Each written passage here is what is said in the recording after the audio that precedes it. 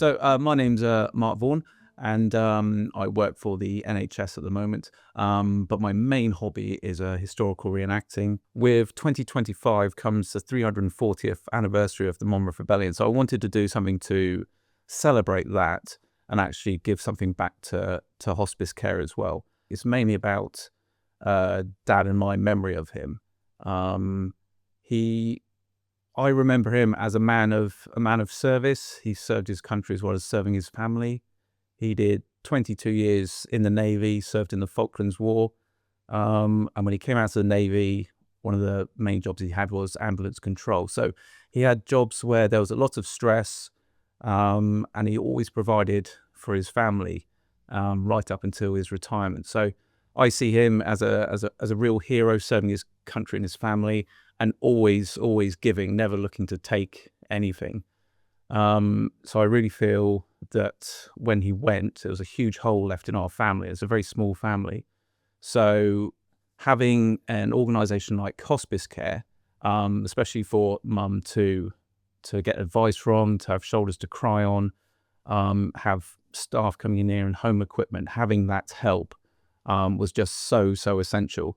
This is one of the main reasons we're doing this challenge, to give a tiny bit back to hospice care for the help they gave, and to remember Dad.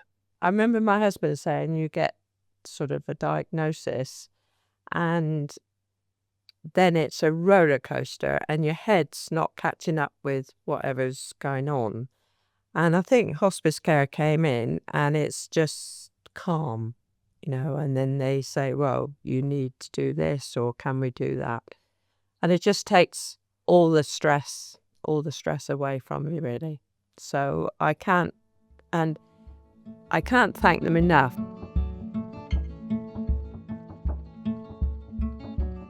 So I'm dressed as a royalist soldier at the moment. This coat and the waistcoat is made of wool and it's double lined. So in fact, I'll be wearing 4 layers of wool on this march of 100 miles in July. So it's going to be very, very hot, very, very heavy, and very, very tiring. On top of my uniform, I've got all the kit that a musketeer would be wearing as well. So across my waist, I have my sword belt, which is pretty heavy. I've got my bandolier. Each one of these would have been filled with gunpowder, adding more weight, but I won't be carrying any gunpowder. A powder flask as well on my hip, and a pouch full of musket balls. But there's a lot of weight on your shoulders just dragging you down. So this is going to add more and more discomfort to the journey as well. I'm also going to be wearing some authentic shoes because I'm a bit of an idiot, but these are fairly authentic to the 17th century. They're not rubber soled, they're made out of wood and leather and pretty uncomfortable. But also, unlike modern shoes, there's no left and right. These are called straights. So they've been made on a shoe last, and you have a left foot and a right foot, but both would be straight. And you have to wear your feet into them. So on this march, I'm also going to be carrying a weapon of the time. This is a matchlock musket, which was provided to the royalist soldiers at the time. It's pretty heavy, it's pretty long and pretty cumbersome. This will be resting on my shoulder or just in my hand during the march. So I have communicated with local police stations saying there will be a strange man, either in a red coat or a grey coat carrying a massive scythe or a musket. It's absolutely fine. It's not loaded. It won't be going off. And I'll be making sure no one's going to get hurt. So the route itself, I'll be starting in Lyme Regis and I'll be following Monmouth's footsteps. He first off went to Bridport along the coast to see what opposition there was because he wanted to take the direct route to London. But he bumped into the Dorsetshire militia and got turned back, so he had to return to Lyme Regis. That's going to be the first day of my march from Lyme Regis to Bridport and then back again, about 20 miles. So that route blocked off. He then wanted to go up to Taunton, which was a big block of dissenters which he could tap into.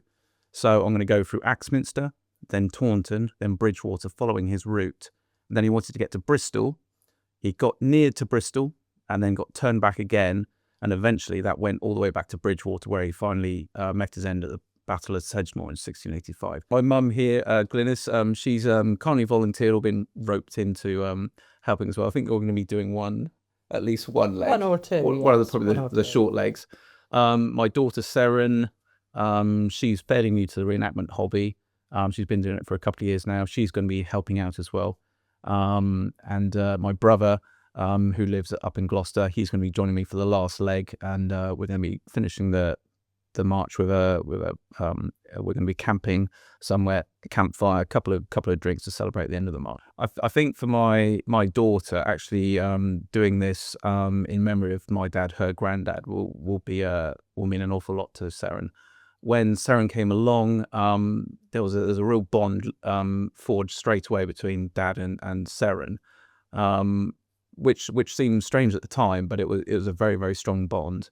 And now Seren's got such a strong bond that she's got my dad's favourite ship in the Navy, HMS Eagle, tattooed on her shoulder. So I think there's a very, very special bond there, and I think Dad will be, alongside Seren and myself on the march. So I think it'll mean an awful lot to her.